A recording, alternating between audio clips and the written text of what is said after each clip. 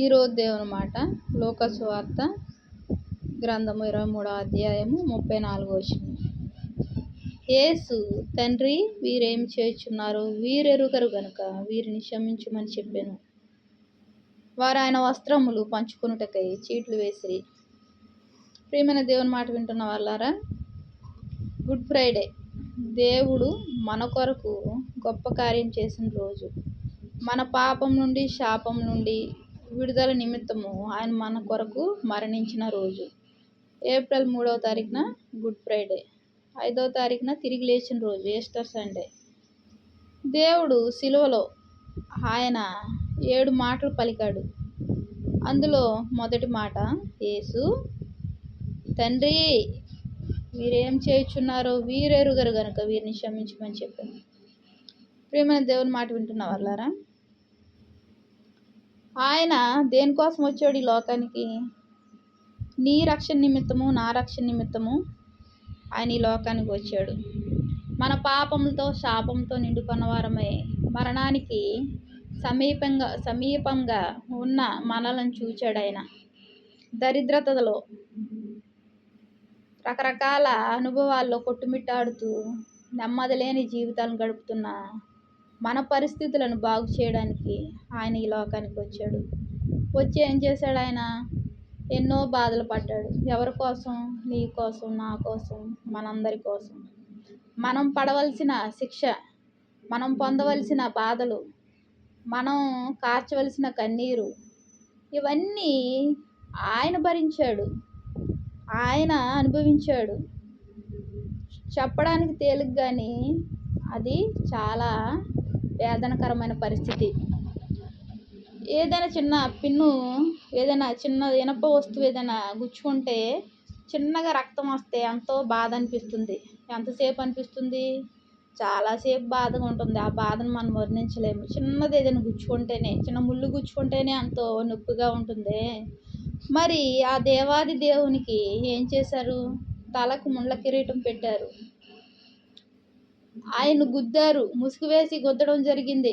యేసు మేమెవరమో చెప్పు, నీకు అన్నీ తెలుసు కదా, మా పేర్లు చెప్పు అని ఎగతాళి చేస్తున్నారు. అంత మాత్రమే కాకుండా ప్రక్కటెంపులో బల్లెంతో పొడిచారు. ఆయన రక్తము తలెంట్రుకల నుంచి అరికాల వరకు ప్రవహింపబడుతూ ఎంతగానో సొమ్మసిల్లిపోయి నీరసంగా ఉంటే ఏం చేస్తున్నారు? సిలువను మోపిస్తున్నారు. ఆ రహదారిలో ఏం చేస్తున్నారు? సిలువను మోపిస్తున్నారు. మోయలేని పరిస్థితి.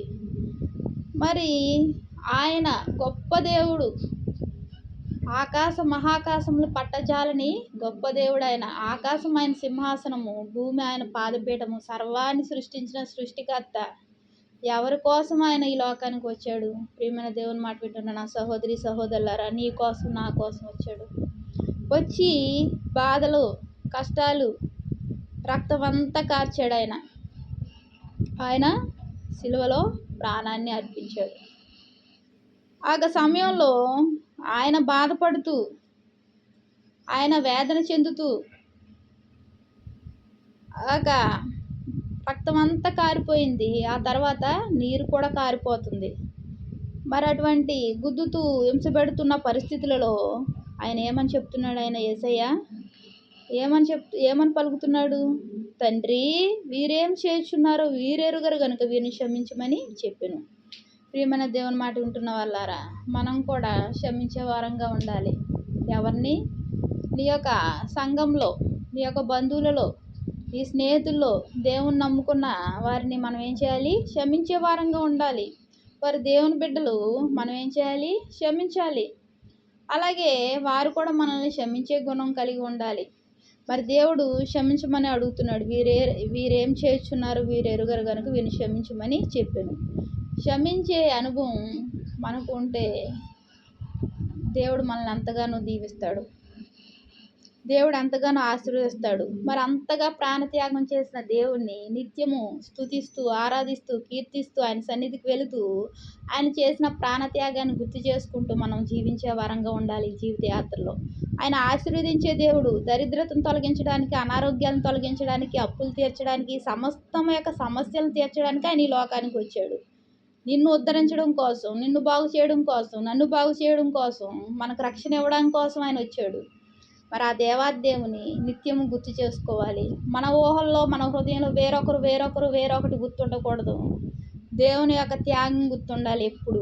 ఈ యొక్క గుడ్ ఫ్రైడే, ఈస్టర్ సండే, ఈ యొక్క 40 రోజులు మాత్రమే కాదు ప్రియమైన సహోదరి సహోదరులారా, ప్రతిరోజు ఆయన త్యాగాన్ని గుర్తు చేసుకోవాలి, ప్రార్థించుకోవాలి, ఆయన పాదాల చెంత చేరి ఆయనకు కృతజ్ఞతాస్తుతులు చెల్లించుకోవాలి. మరి ఆయన మన పట్ల చేస్తున్న కార్యాలు ఇప్పటి వరకు ఆయన నడిపిస్తూ పోషిస్తూ సంరక్షిస్తూ ఆయన ఆశీర్వాదాలు మనపై కుమ్మరిస్తున్న దేవునికి మనము నిత్యము ఏం చేయాలి? స్తుతులు చెల్లించాలి. దేవునికి వందనాలు. ప్రార్థన చేస్తుంది. మహాప్రేమ గల తండ్రి, కృపగల నాయన, నీకెన్నో వందనాలు, స్తోత్రాలయ్యా. తండ్రి, సిలువలో ప్రభువా నాయన తండ్రి, వీరేం చేస్తున్నారు, వీరెరుగరు కనుక వీరిని క్షమించమన్నావయ్యా. మేము కూడా ప్రభా మా తోటి వారిని క్షమించే అనుభవం కలిగి ఉండలాగిన అటువంటి మనసును మాకు అనుగ్రహించండి అయ్యా. వాక్యం వింటున్న మమ్మల్ని అందరినీ ఆశీర్వదించండి. మా కుటుంబ సభ్యులను, మా బిడ్డలను ఆశ్రయించి దీవించండి ప్రభా. నీ దీవెనల కోసం ప్రభా నాయన చూస్తుండగా ప్రభా నీ విస్తారమైన కృప మాపై కుమ్మరించండి. కృపగల దేవా, నీ కృపను బట్టి వందనాలు చెల్లించుకోండి. స్నామం వేడుకుంటున్నాను తండ్రి. ఆమేన్. Praise lord.